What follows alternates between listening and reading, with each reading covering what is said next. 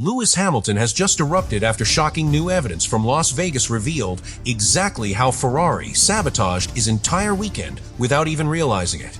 Fresh analysis proves that his car never entered its performance window, and that every lap he drove was built on a setup error that Ferrari failed to correct when it mattered most. At the same time, the FIA detonated a second bombshell by disqualifying both Lando Norris and Oscar Piastri after microscopic floor measurements erased all McLaren points overnight. Stay right here because these revelations expose why Hamilton is furious and why Ferrari now faces questions that could define the final 2 races of the season. The collapse of Hamilton's Las Vegas weekend began the moment the first qualifying laps unfolded because the conditions exposed a structural weakness Ferrari had not prepared for. The surface temperature fell rapidly as the session progressed, and the wet asphalt robbed the SF25 of the heat it required to stabilize the car's balance. The report confirms that Hamilton never found the grip necessary to push with confidence. Each time he turned into a corner, the tires failed to provide the bite he needed, and the rear end reacted inconsistently under throttle. Instead of improving with each lap, the car drifted further from its performance window, and Hamilton found himself trapped in a cycle of understeer and instability he could not escape. When he returned to the garage after qualifying, the severity of the problem became undeniable. Hamilton had not been outpaced by rivals through lack of commitment, but through a simple and devastating truth. The tires had been too cold to function correctly from the moment he left the pit lane. The report explains that the SF25 relies heavily on the front axle to generate rotation, and the cold surface prevented the tires from delivering that critical response. As the session ended, he was classified 20th, a position that placed him 19 cars behind competitive air and locked him into a mission of pure damage limitation before the Grand Prix had even begun. As the grid formed under the lights of the Las Vegas Strip, Hamilton faced a reality shaped entirely by the qualifying collapse. The opening laps were spent in the turbulence of the midfield, where the airflow around him became chaotic and unpredictable. The cold desert air intensified the tire warm-up problem, and every attempt to generate grip through steering input created sliding instead of stability. The report emphasizes that Hamilton entered each corner with less grip than the car required, and every lift he made to avoid contact cooled the tires further. He needed clear air to recover the balance, but clear air never arrived in those early phases. The constant presence of slower cars ahead prevented Hamilton from building the temperature conditions Ferrari's strategy needed. When he attempted an overtake, he lost front-end precision as turbulence removed the aerodynamic load from the front wing. When he backed off to protect the car, the tires dropped below the already narrow operating window. This cycle repeated for lap after lap and became the defining feature of the first half of his race. The report confirms that Hamilton's pace was determined more by environmental limitations than by the mechanical potential of the Ferrari. He had the performance to attack, but not the conditions required to activate it. Ferrari's strategic choice to run a long opening stint with the medium tire depended on steady track evolution, yet the circuit refused to offer that improvement. The temperature never rose enough to help Hamilton stabilize the balance, and the airflow around the midfield train kept the tires in a constant state of fluctuation. The report notes that the medium compound never achieved the consistency Ferrari expected, which forced Hamilton to calculate every move with caution instead of aggression. He cannot push because each push created more sliding, and each slide removed more heat. The plan required progression, but progression remained out of reach until the race had nearly reached its midpoint. By the time Hamilton reached some isolated air later in the race, the opening chapters had already sealed his fate. The tires finally began to behave with something closer to predictability, and he gained positions with each calculated attack. But the report shows that the time lost in the first 20 laps created a gap to the points that even his late momentum could not erase. He crossed the line in 10th after gaining 10 places, but the outcome reflected a larger truth. Ferrari's failure to predict and prepare for the tire temperature challenge created a scenario his race aircraft could not overcome. Las Vegas became the clearest demonstration of how a weekend can break long before the lights go out. Hamilton's Las Vegas weekend collapsed before the race even began because the qualifying session exposed Ferrari's inability to control tire temperature in extreme cold. The report confirms that from the opening lap, the tires never entered the correct operating range, and the SF25 responded with a level of understeer and instability that Hamilton could not compensate for. Every corner required more grip than the tires could supply, and the rear end lacked the traction needed to support clean acceleration. Instead of building rhythm, Hamilton found the balance deteriorating with each attempt. By the end of the session, he was classified 20th, a position that guaranteed a race defined by recovery rather than opportunity. The scale of the problem intensified once the race began. Starting from 20th on a circuit with narrow margins forced Hamilton into the most turbulent airflow on the track.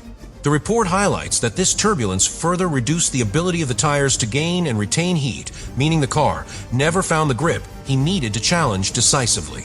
Each time he closed on the car ahead, the aerodynamic wash disrupted the front wing and removed the precision required for late braking. Every lift and correction cooled the tires further, trapping Hamilton in a cycle that Ferrari could not reverse with strategy alone. He faced 19 rivals and a car that refused to cooperate. Despite these challenges, Hamilton delivered a controlled opening phase, gaining positions through patience and calculated judgment. Yet the report shows that these gains came at the expense of tire temperature. Each overtake required sharp acceleration or a defensive adjustment, and each adjustment removed more heat from the rubber. The SF-25 struggled to generate consistent lateral load when surrounded by slower cars, and Hamilton found himself rebuilding tire temperature repeatedly, while Leclerc in clean air built performance naturally. The contrast between the two Ferraris emerged not from pace differences, but from the environments in which they operated. The timing data reveals the severity of this difference. Hamilton finished the race only 8 seconds behind ninth place despite starting at the very back of the grid. This narrow gap demonstrates that the Ferrari carried genuine pace once the tires reached temperature, but those moments arrived far too late in the race to matter. The report makes clear that Hamilton's deficits were created in the early laps where cold tires, heavy traffic, and turbulent airflow removed any chance of unlocking the car's potential. Every second lost in that opening window became unrecoverable as the race evolved. The final gap to the race winner shows how these limitations shaped the entire event. Hamilton crossed the line nearly 60 seconds behind Max Verstappen, a figure that reflected the time spent fighting through turbulent air rather than inherent pace.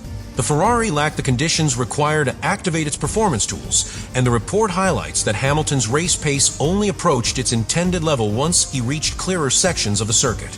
By that point, the gaps ahead had widened and the target positions had already stabilized. The car never reached its natural balance until the race was beyond the point where it could change anything. By the end of the evening, Hamilton understood that 10th place represented the maximum outcome given the circumstances he faced. The report validates this fully. The tires could not warm, the balance could not stabilize, and the aerodynamic load could not settle while he remained in the chaotic heart of midfield. Leclerc's 6th place illustrated how much clean air mattered more than raw performance. For Hamilton, the weekend became a case study in how a single qualifying error can compromise an entire Grand Prix. He left Las Vegas frustrated because the evidence showed that the limitations came not from his driving, but from Ferrari's misjudgment of the conditions. Ferrari entered the Las Vegas weekend aware that cold temperatures would complicate tire preparation, but the reality exposed a deeper structural weakness that the team had not fully anticipated. The report confirms that the SF-25 depends heavily on generating early heat in the front tires to stabilize its balance. When the track temperature remained extremely low, the front end never developed the response Hamilton needed to initiate clean corner rotation. This forced him to brake earlier than usual and reduce the aerodynamic load necessary to keep the car planted during the high-speed transitions. The tire surface remained too cold for too long, which meant the Ferrari never reached the performance window required to compete with the cars ahead. Ferrari attempted to manage these limitations through strategy. The team placed Hamilton on a long opening stint with the medium compound tire in the hope that track evolution and consistent running would help build temperature gradually. However, the midfield traffic ahead prevented him from generating the sustained lateral load needed to warm the rubber. Each time Hamilton closed on a rival, the turbulent air removed front-end stability, forcing him to lift earlier than planned. This not only destroyed momentum, but also cooled the tires again. The report makes clear that Hamilton spent the entire early phase trapped in this cycle, where he could neither attack effectively nor maintain tire energy. When Hamilton switched to the hard compound tire, the challenge intensified because this tire requires more energy and more consistent load to reach optimal performance. The cold Las Vegas surface offered neither. Hamilton reported immediately that the front axle lacked the bite needed to commit confidently to the braking zones and that the rear end could not provide secure traction on exit. These balance issues are documented in the report and reflect the SF25's vulnerability in conditions where tire warm-up becomes unpredictable. By the time the hard tires finally approached a stable temperature, the gaps ahead had already opened, and the race had settled into its final pattern.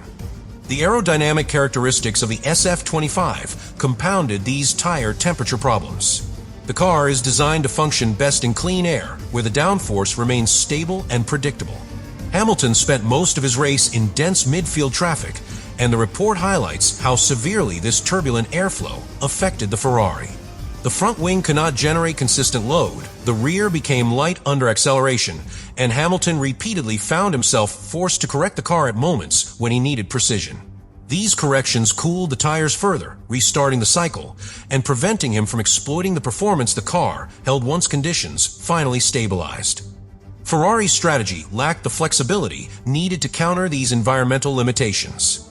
The team could not commit to a second stop because the SF25 struggled to warm tires quickly, and adding another warm-up phase risked losing additional time. Instead, Ferrari prioritized stability by maintaining the one-stop plan, but this decision created a ceiling Hamilton could not exceed. The report confirms that by the time Hamilton gained clearer air, the strategic window for meaningful progress had already closed. His pace improved, but the deficit created in the opening laps made it impossible to challenge the top 8.